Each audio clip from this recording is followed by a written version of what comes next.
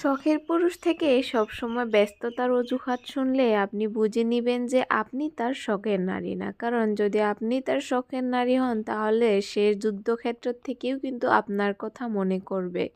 একটু সময় বের করে হলেও কিন্তু তারা স্ত্রীর খবর নেবে বা পরিবারের সকলের খবর নেবে। সকল সময় অন্যেরা বলে থাকে মেয়ে মানুষের গুণেই নাকি একটা সংসার অনেক সুন্দর হয়ে টিকে থাকে, এটা ঠিক। কিন্তু যেই সংসারে পুরুষের স্ত্রীর উপর কোনো ধরনের ভালোবাসা না থাকে, কোনো ধরনের আদর মোহাম্মত না থাকে, সেই সংসার কিন্তু কখনোই চমকে থাকতে পারে না, যতই সেই স্ত্রীটা ভালো হোক না কেন। একটা সুন্দর সংসার গড়ে ওঠার আরে কিন্তু একজন পুরুষ মানুষের ততটুকুই হাত রয়েছে, ততটুকু সে মেয়েটার হাত রয়েছে।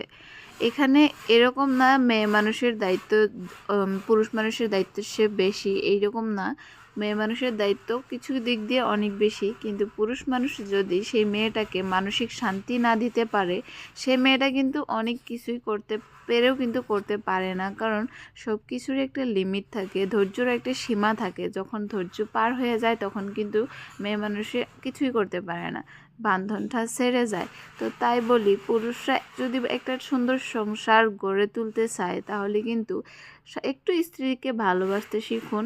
আপনারা যেহেতু বিয়ে করছেন, যদি বিয়ে না করতেন তাহলে ঠিক ছিল, যদি বিয়ে করছেন তাহলে স্ত্রীকে কখনোই অবহেলা করবেন না। কারণ আপনি তাকে অবহেলা করলে তার কিন্তু কিছুই থাকে না। কারণ একজন স্ত্রী বিয়ের পর সব কিছু কিন্তু ছেড়ে, মা বাবা ভাই বোন সব কিছু ছেড়ে আপনার হাত ধরে চলে আসে। তারপর যদি আপনি তাকে অবহেলা করেন তখন কিন্তু সেটা সেই স্ত্রীকে মেনে নিতে অনেক বেশি কষ্ট হয়, সে অনেক বেশি অসহায় হয়ে পড়ে। তো তাই আপনার হাতে সব কিছু রয়েছে, সব সুখ শান্তি আপনার হাতে রয়েছে। আপনি যেইভাবে নিতে চান আপনি সেইভাবেই নিতে পারবেন।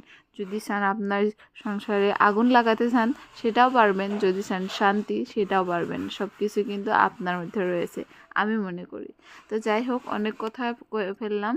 এখন আমি একটু কাজ কাম করে অনেক বেশি টায়ার্ড হয়ে গিয়েছিলাম, তাই এখন আমি লাঞ্চের জন্য চলে আসলাম। লাঞ্চে আজকে আছে মাছ ভাজি, সাথে লোকাল চিকেন, আর সাথে একটু গরু মাংস। তো এখন আমি ভাত খেয়ে নিব। ভাত কটা খেয়ে নিয়ে আমি আমার বেবিকে একটু গোসল টোসল করাই দিয়ে তাকে খাওয়াই দিব। তো আজকের জন্য এইটুকুই, ভিডিওটা আরও বেশি লম্বা করব না। আপনারা আমার চ্যানেলটার পাশে থাকবেন। আমার ফেসবুক পেজে যদি ভিডিওটা দেখতেছেন তাহলে ফেসবুক পেজ থেকে আমার পেজটাকে ফলো করে দিবেন নতুন নতুন ভিডিওগুলো দেখার জন্য। এটা হলো আমার ননদের ছেলে আর এটা হলো আমার ছেলে, অ্যান্ড এরা দুজন একলগ হলে একটু ভয়ের ব্যাপার হয়ে যায়। তো আজকের জন্য এইটুকুই, দেখা হবে আবার নতুন কিছুর সাথে।